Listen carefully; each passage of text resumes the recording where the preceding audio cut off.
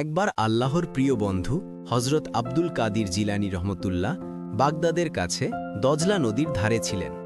নদীর পাশে এক গরিব মাঝি তার পুরনো ভাঙা নৌকা নিয়ে বসেছিলেন।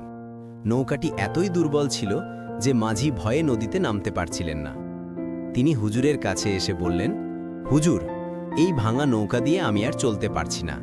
রোজগার না করলে আমার পরিবার না খেয়ে থাকবে। হুজুর হেসে বললেন, চিন্তা করো না, আজ তুমি সাহস করে নদীতে যাও, কিন্তু একটি কাজ করতে হবে। আজ সারাদিন মাছ ধরে যা টাকা পাবে তা গরিবদের দান করে দেবে। মাঝির একটু কষ্ট হলো, সারাদিনে সব টাকা দান করতে হবে। তবুও হুজুরের কথা ফেলতে পারলেন না। তিনি রাজি হয়ে নদীতে গেলেন। আশ্চর্য হয়ে মাঝি দেখলেন সেই ভাঙা নৌকাতেও অনেক মাছ ধরা পড়ছে, যা তিনি আগে কখনোই পাননি। সন্ধ্যায় তিনি অনেক টাকা রোজগার করে হুজুরের কাছে এলেন এবং তার ওয়াদা মতো সব টাকা দান করে দিলেন। পরের দিন সকালে মাঝি যখন নদীর তীরে এলেন, তখন তিনি অবাক। তার ভাঙা নৌকাটি আর নেই।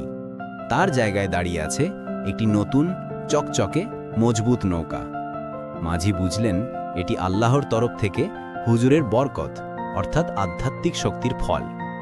হুজুর তখন বললেন, তুমি যখন আল্লাহর জন্য নিজের রোজগার ছেড়ে দিলে, আল্লাহ তখন তোমার পুরনো জিনিস নিয়ে তার বদলে তোমাকে নতুন ও ভালো জিনিস দান করলেন।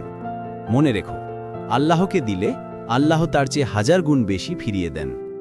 যদি আপনিও বিশ্বাস করেন যে ত্যাগের মাধ্যমেই প্রকৃত সমৃদ্ধি আসে, তাহলে মন্তব্যে লিখুন আলহামদুলিল্লাহ।